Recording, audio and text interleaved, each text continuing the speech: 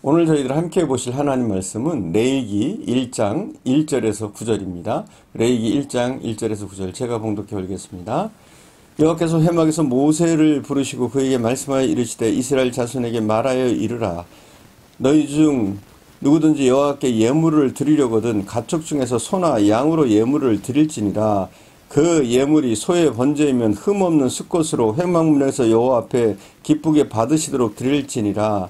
그는 번제물의 머리에 안수할지니 그를 위하여 기쁘게 받으심이 되어 그를 위하여 속죄가 될 것이라. 그는 여호와 앞에서 그 수송아지를 잡을 것이요 아론의 자손 제사장들은 그 피를 가져다가 회막문 앞 제단 사방에 뿌릴 것이며 그는 또 그 번제물의 가죽을 벗기고 각을 뜰 것이요 제사장 아론의 자손들은 제단 위에 불을 붙이고 불 위에 나무를 벌려놓고 아론의 자손 제사장들은 그 뜬 각과 머리와 기름을 제단 위에 불 위에 있는 나무에 벌려놓을 것이며 그 내장과 정강이를 물로 씻을 것이요 제사장은 그 전부를 제단 위에서 불살라 번제를 드릴지니 이는 화제라 여호와께서 향기로운 냄새니라. 레위기에는 하나님께 드리는 제사가 기록되어 있습니다. 즉 구약시대의 예배에 대해서 나와 있습니다. 현대를 살아가는 우리에게 있어서 레위기에 나와 있는 제사의 반복과 오늘날 우리가 드리는 예배가 무슨 상관이 있느냐 반문할 수도 있습니다. 그래서 레위기를 잘 읽지도 않고 읽어도 무슨 말인지 잘 이해가 되지도 않습니다.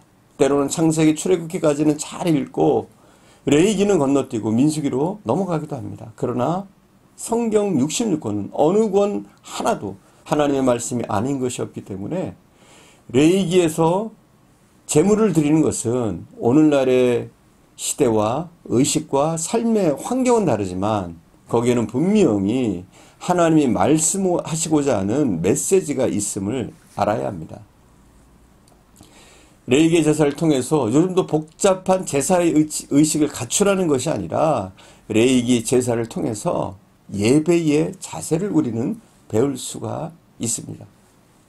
구약시대의 제사나 요즘의 예배는 동일한 겁니다. 때문에 레위기 제사를 통해서 하나님께 예배드리는 사람들의 자세를 말씀하고 계십니다.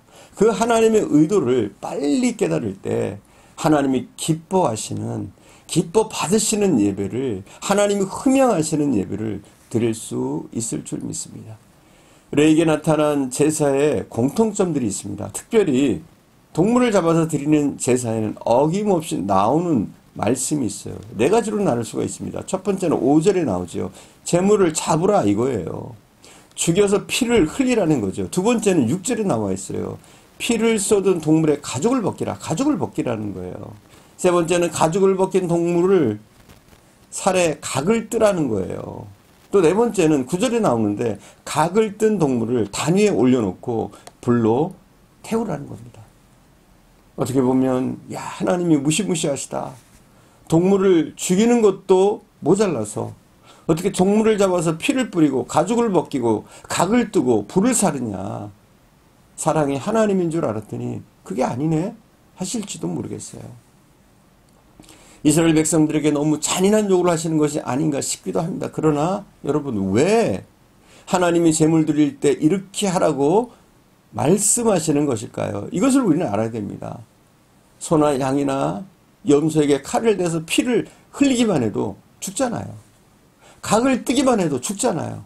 그런데 왜 이렇게 자꾸 반복해서 피를 흘려라, 가죽을 벗겨라, 각을 떠라, 불로 태우라고 하시는 것일까요? 그것은 제사를 통해서 우리에게 가르치시고 싶은 것이 있기 때문입니다. 그것은 하나님께 드리는 제사는 먼저 제물이 죽어야 합니다. 하나님께 드리는 예배 드리는 사람의 그 자가 먼저 죽어야 한다는 거예요. 한 번이 아니라 몇 번이고 죽어야 한다는 겁니다. 죽이고 또 죽이고 또 죽여야 한다는 겁니다. 완벽한 죽음을 말씀하신 겁니다. 제사와 예배는 제물이 완벽하게 죽을 때에 하나님이 받으시는 예배가 되는 거예요.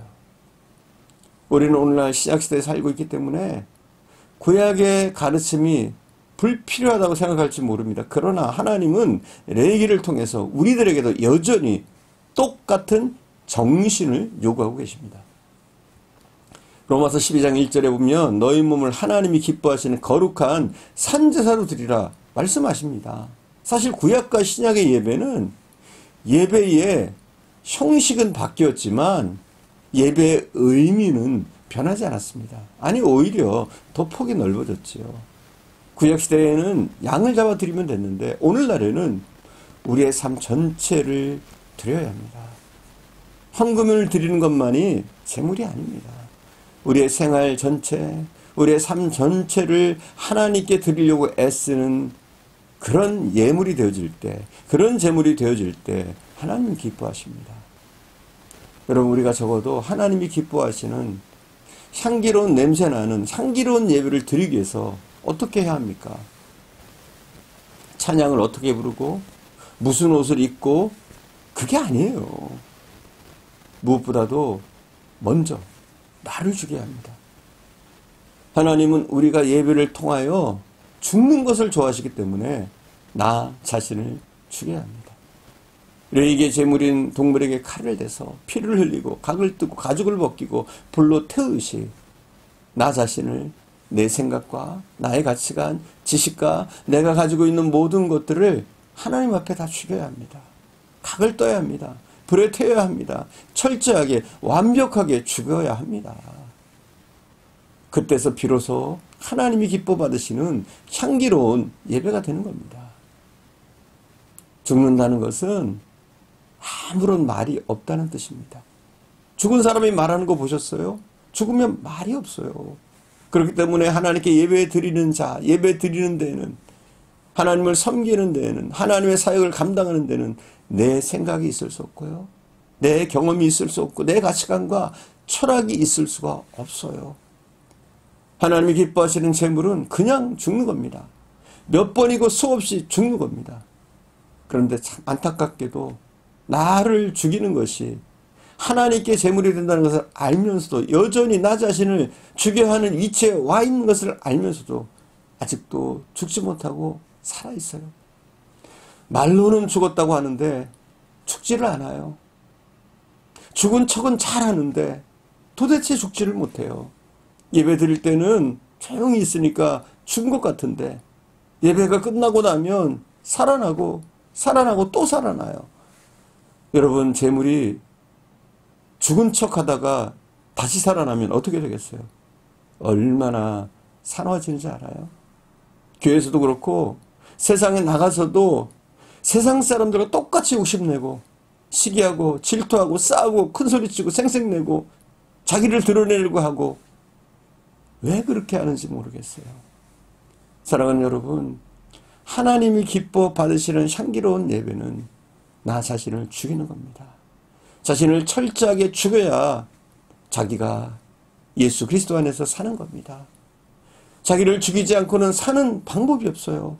내 안에 나의 자아가 너무 강하게 살아있기 때문에 하나님은 우리의 그러한 것을 너무나 잘 아시기 때문에 계속 반복해서 죽이고 또 죽이라고 말씀하시는 겁니다.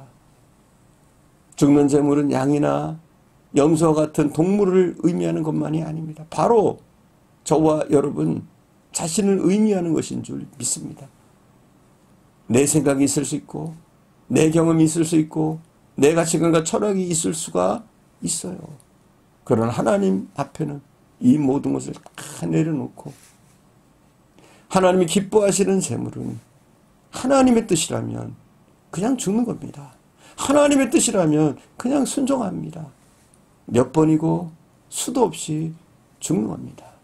이렇게 할 때 우리의 예배가, 우리의 삶이 하나님이 받으시는 향기로운 제물이 되어지는 줄 믿습니다. 기도하겠습니다.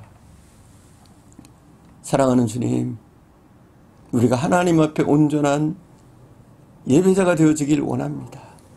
하나님, 우리가 드리는 이 예배가 하나님이 기뻐하시고 흠양하시는 예배가 되어지기를 원합니다.